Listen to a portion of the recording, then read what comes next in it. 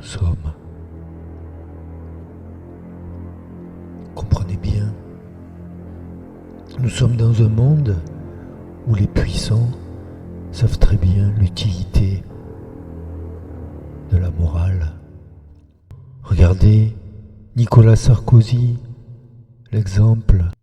Eux connaissent leur intérêt de classe. Regardez comme ils sont tous d'accord pour dire que Sarkozy est quelqu'un de tout à fait honnête. Oh. Regardez tous ces petits blondinés. Regardez comme ils sont beaux. Ils ont le teint frais, la couleur de la chevelure blonde, tout à fait magnifique. Son fils, regardez ces fils là, comme ils sont beaux. Ils méritent tout le respect. Oui, messieurs, dames, c'est ça que vous ne comprenez pas. La morale, elle est pour vous, pas pour eux.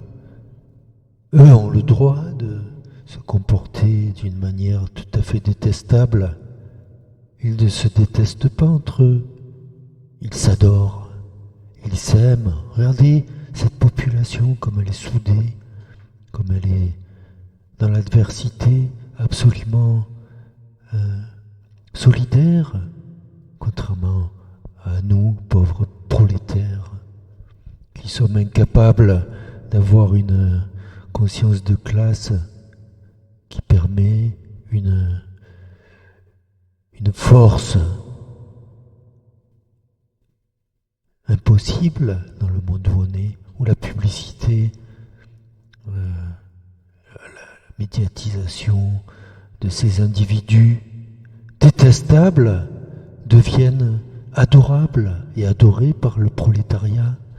Incroyable, incroyable. Regardez cette propagande immonde, comme elle est efficace. On a presque envie de les aimer, ces gens, même si on a envie aussi de commettre certains méfaits. Je l'avoue, comme à une époque, Donald Trump,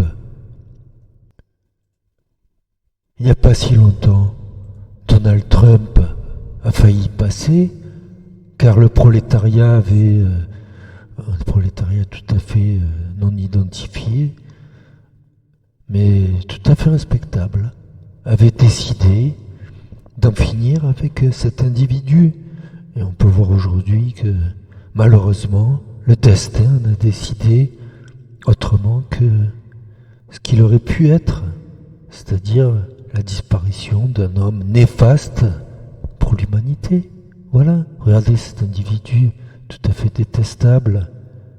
Voilà, ce jour-là, il a failli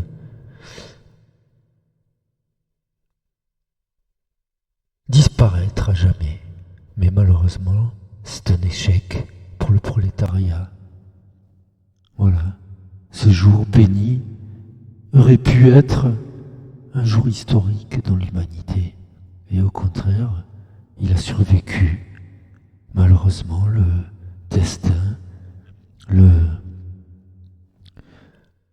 divin en a décidé autrement. Vous le voyez, cet individu tout à fait détestable aussi, également, comme Sarkozy, comme toute cette équipe d'amis qui se respectent entre eux, qui s'aiment et que nous détestons au fond de nous. Malheureusement, ils sont encore là, présents, toxiques pour le bien commun. Effectivement, ça me rappelle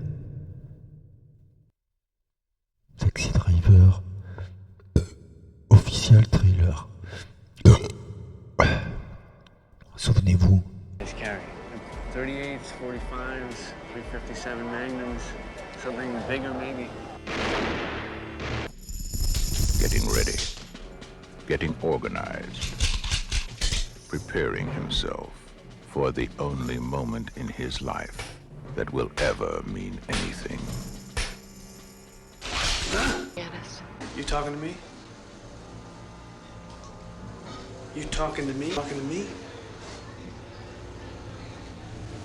Then who the hell else are you talking? Talking to me? Well, I'm the only one here. I don't believe I've ever met anyone quite like you. Oh, yeah? You will never see a more chilling performance than this. Robert De Niro in Martin Scorsese's Taxi Driver. Ce film raconte l'histoire de ce tireur qui a tenté de réécrire l'histoire. Malheureusement, la chose a été un échec. Un autre film me vient à l'esprit. Regardez, je l'ai sous la main. All of those you fear. I have had a vision that I am going to be president of the United States someday, and nobody, I mean nobody, gonna stop me. Not only can you see the future, I can change it. Put your hand on the scanning screen and you'll go down in history with me. I saw his face. I stood there. I did nothing.